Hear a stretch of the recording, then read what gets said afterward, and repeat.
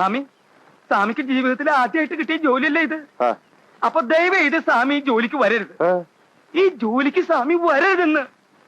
ഈ ജോലി സ്വാമിക്ക് പറ്റില്ല. പറ്റില്ലേ? എന്താ പറ്റില്ല? ഈ വെണ്ടയ്ക്കും മുരിങ്ങയ്ക്കും സാമ്പാറും ഒക്കെ കഴിച്ചു കഴിയുന്ന ഒരു സ്വാമിക്ക് പറ്റിയ പണിയല്ല ഇത്. ആ സ്ഥലം ഏതാണെന്ന് അറിയോ? വിയറ്റ്നാം കോളനിയാണ്. Vietnam colony. എന്ത്? വിയറ്റ്നാം കോളനിന്ന്. വിയറ്റ്നാം കോളനിയാ? ഈശോയെ, വിയറ്റ്നാം കോളനിന്ന് കേട്ടിട്ടില്ലേ? പറവൂർ റാവുത്തർന്ന് കേട്ടിട്ടുണ്ടാ? ഇരുമ്പു ചോളെന്ന് കേട്ടിട്ടുണ്ടാ?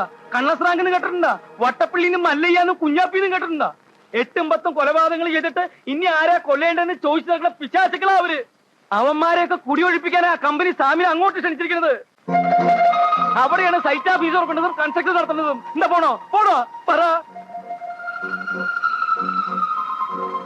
സൈറ്റ് ഓഫീസ് പോയിട്ട് കമ്പനിയുടെ ഒരു മുട്ടുസൂചി അതിനകത്ത് തറയ്ക്കാൻ അവന്മാര് സമ്മതിക്കില്ല. പിന്നെയാണ് കൺസ്ട്രക്ഷൻ. ഒന്നും മനത്തിക്കളെ അവന്മാര്. സ്വാമി ദയവേദി ജോലിക്ക് വരരുത്. സ്വാമി വന്ന സ്വാമിയുടെ കൂടെ എന്നെ അങ്ങോട്ട് കെട്ടിരിക്കേണ്ടതായിട്ട് വരും. ഭാര്യയും 3 മക്കളുള്ളവനാ ഞാൻ. എന്റെ കാര്യം പോട്ടെ, സ്വാമി അവരെ വഴിയാധാരാക്കരുത്.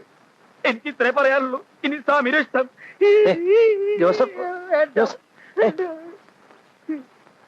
10-15 കൊല്ലം ബംഗാളി കിടന്ന് കഷ്ടപ്പെട്ടവനാ ഞാൻ.